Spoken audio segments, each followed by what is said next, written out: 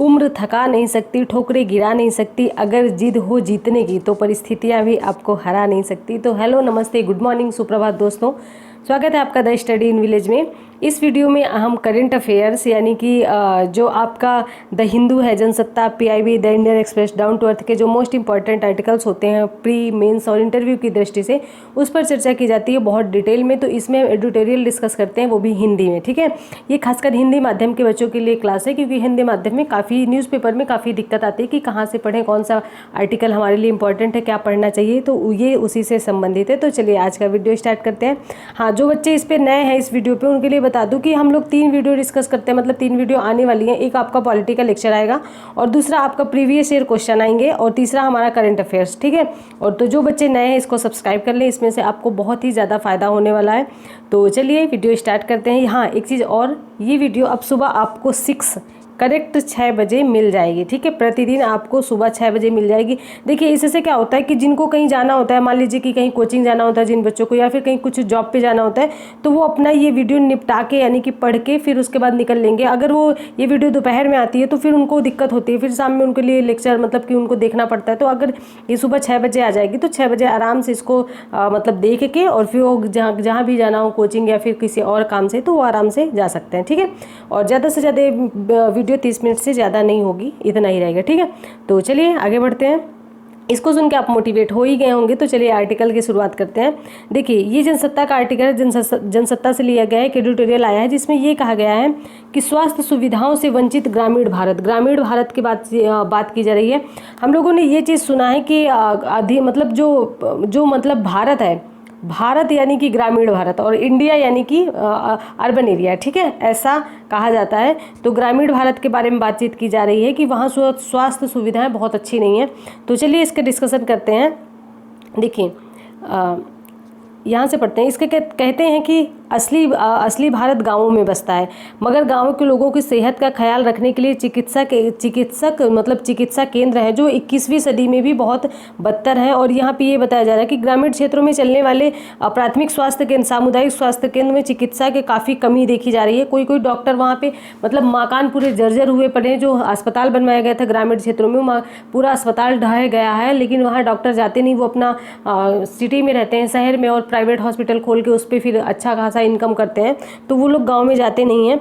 तो इसके माध्यम से यहाँ पे क्या होता है कि लोग क्या करते हैं कि वो फिर झोला छाप जो डॉक्टर होते हैं उनसे इलाज करवाने के लिए मजबूर हो जाते हैं।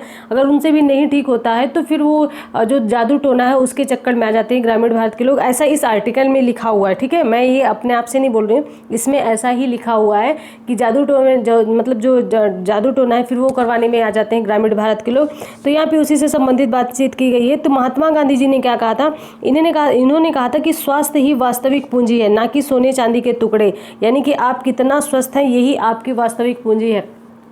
इस चीज़ से हम लोग बहुत अच्छे से रिलेट कर पाएंगे कि हम लोग क्या करते हैं। जब मान लीजिए कि आप स्वास्थ्य पर ध्यान नहीं दे रहे हैं, आपको कोई मतलब खाने पीने पे अपने ध्यान नहीं दे रहे हैं, और तरह तरह की चीज़ें बाहर जाके खा रहे हैं, जो मतलब फास्ट फूड है वो, क्योंकि आजकल की यंग जनरेशन को फास्ट फूड बहुत ज़्यादा पसंद है।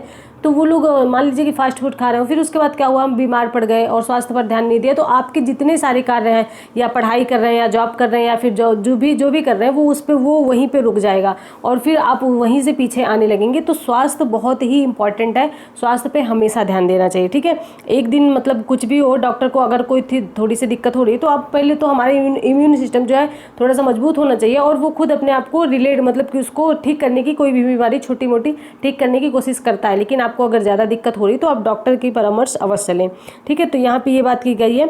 और देखिए फिर उसके बाद क्या किया गया, कुछ आंकड़े जारी किए गए हैं। इसमें ये कहा गया है कि सांख्यिकी 2020-21-22 की रिपोर्ट पेश करती है। इस रिपोर्ट के मुताबिक देश के ग्रामीण क्षेत्रों में सर्जन डॉक्टरों की लगभग 83% कमी है। सोचो, सर्जन डॉक्टर की, और अधिकतर मान लीजिए किसी को सर्जरी करवानी किसी चीज़ को, 83% कमी है सर्जन डॉक्टर की ग्रामीण इलाकों में। और फिर उसके बाद बाल रोग जो चिकित्सक है उसकी भी कमी देखी गई है। यहाँ पे देखिए 81% कमी है बाल रोग चिकित्सकों की। उसके बाद फिजिशियन की कमी है 79.1%। उसके बाद फिर देखिए यहाँ पे जो महिलाओं से संबंधित डॉक्टर होते हैं उनकी भी 72% यानी कि 72.2% की कमी देखी गई है। ये चीज़ आप मतलब मेंस के आंसर राइटिंग करेंगे तो उसमें लिख सकते हैं। बाकी ये उस फैक्ट के रूप में भी आ सकता है आपके प्री में कि डॉक्टरों की कितनी सारी कमियां हैं, कुछ आंकड़े दे दिया। ऐसा क्वेश्चन यूपीएससी में पूछता है, यूपीपीएससी में भी पूछता है, क्योंकि उसका सिलेबस सेम हो चुका है। ठीक है, तो लगभग सेम है, तो यह इसको आप ध्यान रखिएगा। और चलिए आगे बढ़ते हैं। तो देखिए यहाँ पे यही सारी चीज़ें बताई गई हैं कि ग्रामीण क्षेत्रों में बहुत सारा मतलब कि सुप्रीम कोर्ट में ये मामला पहुंचा, तो सुप्रीम कोर्ट ने ये कहा कि मतलब फासला नहीं होना चाहिए, ग्रामीण और शहरी क्षेत्रों में बहुत ज़्यादा अंतर नहीं होना चाहिए, बहुत ज़्यादा फासला नहीं होना चाहिए कि शहर की ओर लोग क्यों जाते हैं, शहर में सारी फैसिलिटी सारी सुविधाएं मिल जाती हैं, ग्रामीण क्षेत्रों में उतना नहीं मिल पाती हैं। तो यहाँ पे सुप्रीम कोर्ट ने ये कहा है, सुप्रीम कोर्ट की एक बेंच बैठी थी, उसमें कुछ मतलब जो जज थे उन्होंने कहा है कि ये बहुत बड़ी असमानता है और ये बहुत ज़्यादा नहीं होनी चाहिए। तो इसी के संबंधित इसीलिए ये आर्टिकल न्यूज़ में है। तो यहाँ पे देखिए यहाँ पे ये बात की जा रही है कि अर्थव्यवस्था का ख्वाब, मतलब कि हम लोग कह रहे हैं कि हम लोग विकसित देश बनने मतलब विकसित देश बन रहे हैं, विकासशील देश नहीं, मतलब विकासशील देश से हम विकसित देश की ओर बढ़ रहे हैं, लगातार हमारी अर्थव्यवस्था बढ़ रही है। तो सारी चीज़ें ये हैं, लेकिन उसके यहाँ पे यही कहा गया है कि स्वास्थ्य का भी ध्यान रखना चाहिए। हम उनको नज़रअंदाज नहीं कर सकते हैं, चाहे विकसित देश बने या फिर कैसे। ग्रामीण क्षेत्रों को, जो ग्रामीण क्षेत्र में लोग रहते हैं उनको नज़रअंदाज करके ये सारी उपलब्धियाँ प्राप्त नहीं की जा सकती हैं, साथ साथ उनको भी लेके चलना है। तो यहाँ पे यही बात कही गई है कि एक आंकड़े के अनुसार देश के गरीब परिवार का जीवन काल 20% समृद्ध परिवारों के मुकाबले औसतन 7 साल तक छोटा होता है। यानी कि जो लोग अच्छे खासे मतलब अच्छा लाइफ जी रहे हैं और सिटी में रह रहे हैं, फिर अच्छी खासी लाइफ जी रहे हैं, तो गरीब लोग क्या करेंगे, उनसे 6-7 साल छोटे होते हैं, मतलब उनका जीवन काल जो है उनका 6-7 साल छोटा होता है, एक रिपोर्ट के अनुसार ये बताया गया है। और फिर उसके बाद क्या गया है कि मतलब इनको तराजू में तौलिए तो उनका पलड़ा हमेशा भारी ही रहेगा।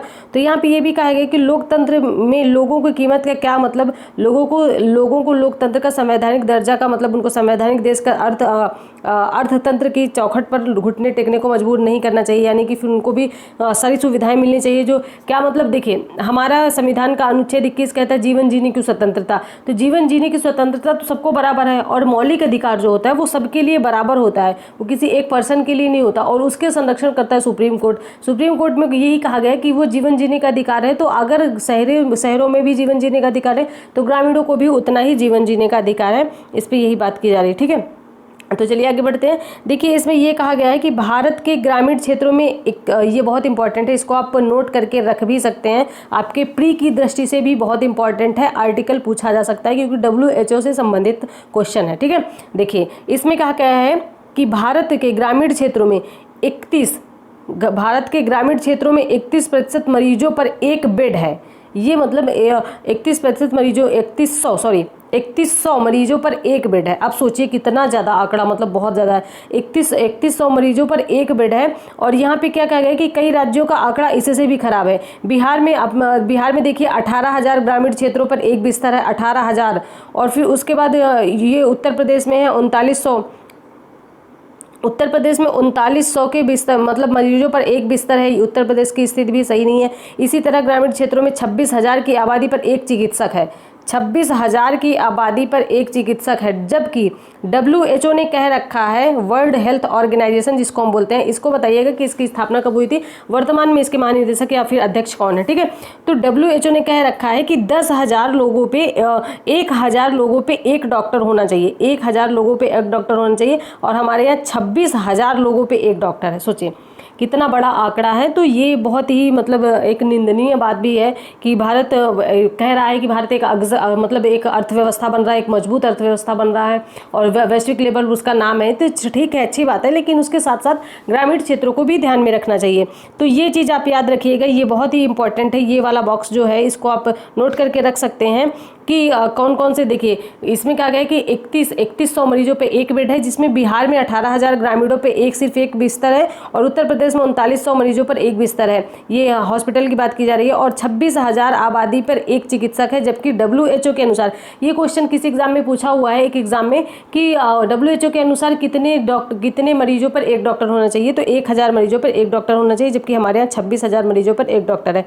ठीक है, तो यहाँ पे यही सारी चीज़ें बात की जा रही हैं। गरीब व्यक्ति इलाज के लिए लिए पैसे, मतलब जो गरीब है तो वो बताइए उसके पास उसकी आर्थिक, अभी हमने कल ही एक वीडियो डिस्कस किया है जिसमें ये कहा गया है कि जो आर्टिकल उसमें ये डिस्कस किया गया है कि गरीबों के पास उतनी इनकम नहीं रहती, वो अपना मतलब उनका जो सेविंग्स नहीं रख पाते, वो जितना कमाते उतना उनके खर्च में आ जाता है, बच्चों के कॉपी बिस्तर और कॉपी किताब या फिर उनको पढ़ाना लिखाना, उनकी चिकित्सा में, ये सारी चीज़ें। तो यहाँ पे यही कहा गया है कि गरीब या उनकी चिकित्सा में खर्च करे या फिर उनकी शिक्षा में खर्च करे, क्योंकि शिक्षा भी बहुत ही ज़रूरी है। ठीक है, तो यही बात इसमें कही जा रही है।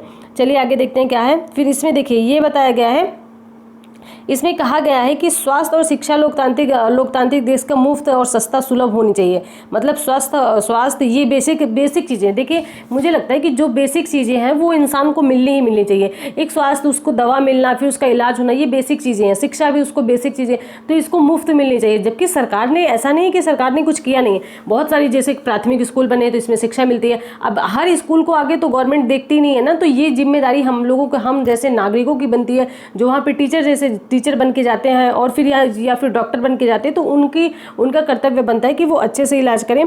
तो यहाँ पे यही कहा गया है कि लेकिन हमारे देश में हालत ठीक नहीं है और ठीक उसका उल्टा है। तो शिक्षा और स्वास्थ्य के देश में कमाई का जरिया बन चुका है। देखिए हाँ, ये चीज़ तो बहुत ज़्यादा, मतलब ये चीज़ सभी लोग समझ रहे हैं कि शिक्षा और चिकित्सा दोनों ही कमाई का जरिया बन चुका है। हर क्षेत्र में आप जाएंगे तो पैसे पहले मतलब डिमांड किए जाते हैं। अगर आप किसी चीज़ की क्लास करने जाते हैं तो हाई फाई रेट बता दिया जाता है। लेकिन हालांकि आपको इस टाइम पे कुछ अच्छे ऐसे टीचर मिल गए हैं, बहुत सारे ऐसे टीचर मिल गए हैं जो कि एक मिनिमम फीस में सबको पढ़ाने के लिए, मतलब सबको पढ़ाते हैं, तो कि जो कि बहुत अच्छी बात है। ठीक है, पहले तो ये एकदम कोई भी अगर मतलब कोई गरीब का बच्चा है तो वो एक बड़ा ऊंचा ख्वाब देख ही नहीं सकता था, क्योंकि उस कोचिंग की या फिर उस संस्थान की फीस इतनी ज़्यादा थी कि वो मतलब उसके माँ बाप पिल के भी नहीं निकाल पाते थे। अगर निकालेंगे भी तो घर खेत ऐसे कुछ गिरवी रख के या फिर बेच के निकालते थे, तो फिर जरूरी भी नहीं कि बच्चा सेलेक्ट ही हो जाए। तो यहाँ पे यही सारी चीज़ें बताई गई हैं कि अब कुछ टीचर ऐसे हैं जो कि मतलब ये सारे अच्छे कार्य कर रहे हैं।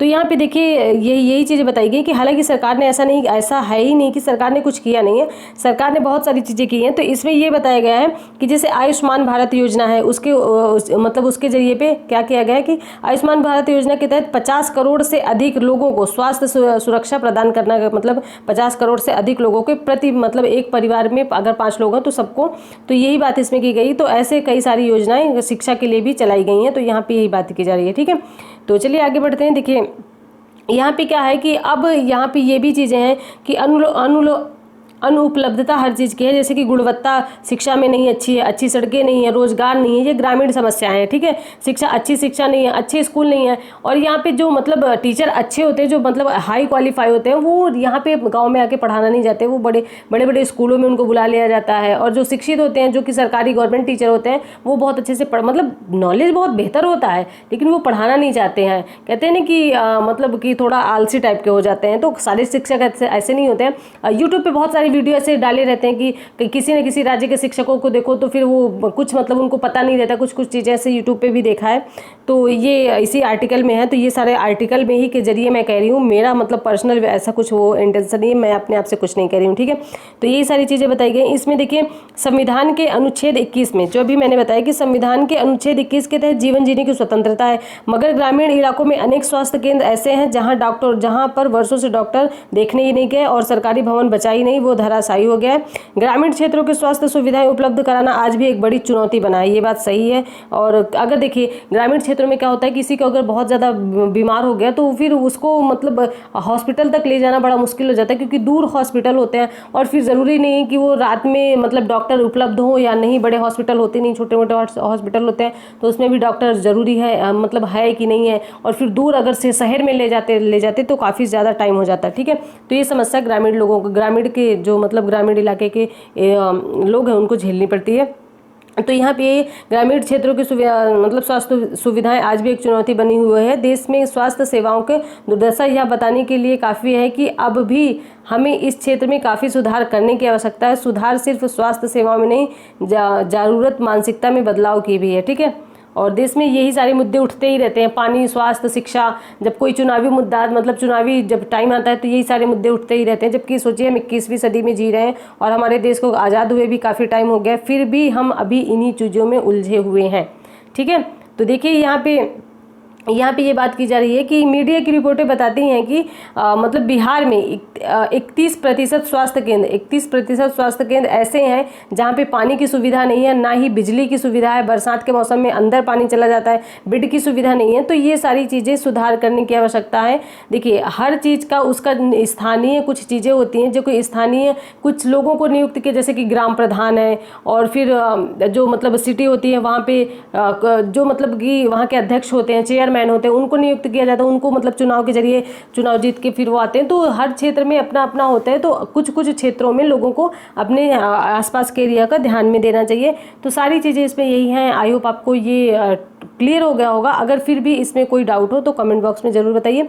देखिए एक दूसरा आर्टिकल है, इसमें मेज़बानी में भारत को ज़्यादा पदकों की आस, ये क्या है आप इसको समझिए। देखिए क्या है कि भारत जो है 2023 में शुरुआत में वैश्विक स्तर की प्रतियोगिता हॉकी प्रतियोगिता हो रही है, और मतलब हॉकी प्रतियोगिता हो चुकी है, ठीक है, भारत इसका किया था। उसके बाद मुक्केबाजी में दुनिया का सबसे बड़ी प्रतियोगिता IBA, ठीक है, इसको बोलते हैं IBA, ये मुक्केबाजी की सबसे बड़ी प्रतियोगिता है महिलाओं की।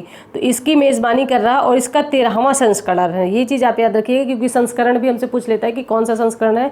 तो IBA का 13वां संस्करण है जो कि भारत इसकी मेज़बानी कर रहा है। और इसमें मतलब ये 15 मार्च से शुरू होकर और 26 मार्च तक इसका आयोजन होगा।